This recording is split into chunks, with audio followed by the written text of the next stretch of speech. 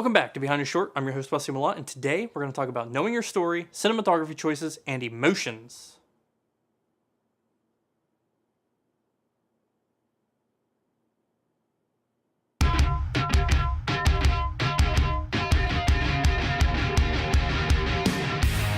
What's up, peoples? I'm freshly back from vacation.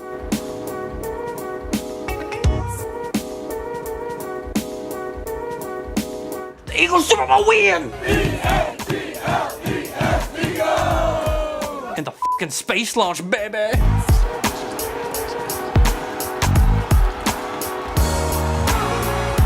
Today I want to talk about how important it is for you as a filmmaker to know your story, and how knowing your story assists you with your cinematography choices. If you know your story and your characters, this should influence how you frame your shots. You always hear that each shot should have meaning. While I don't necessarily think that every single shot in a movie has an underlying meaning, let's face it, some shots are just cool. That doesn't mean you shouldn't put careful thought and consideration into how you frame your shots, because the way you frame those shots has a different impact on the audience depending on how you frame it. Now, if you haven't seen the movie yet, please check it out. You can check it out up here, I think. There's going to be some heavy spoilers from here on out. Now, let's look at some examples. Now, this first shot that we're going to look at is the shot where we first meet our main character, Molly. Her eyes are open, clearly not relaxed or happy. The frame is tight and the camera movement is violent and shaky.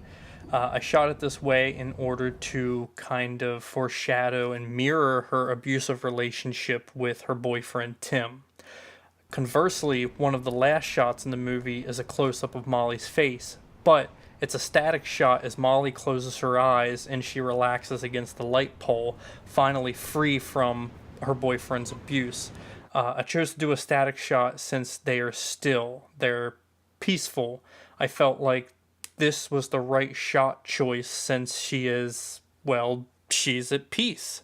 And then we pull back and, see just how small she is in comparison to her new city, her new home, Marbletown.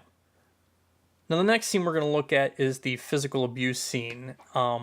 And because I knew the single most important scene in this film was the scene where Tim hits Molly, I purposefully refrained from using tight close-ups until this moment, so this scene would be much more emotionally impactful. Close-ups can be used as a way to emphasize something to the audience.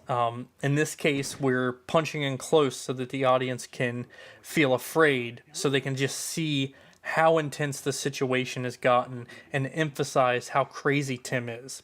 If we were to stick to a wider shot or a two-shot, Tim's facial expressions wouldn't be as detailed or noticeable, which makes the scene a lot less emotional. We punch in for that close-up so we can see just how insane Tim has become and how afraid Molly is in that moment. You fucking psycho.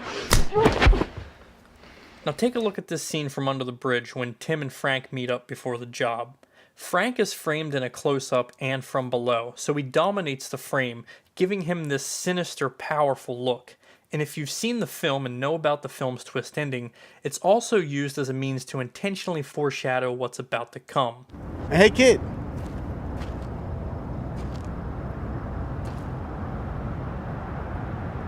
Don't get cute on me.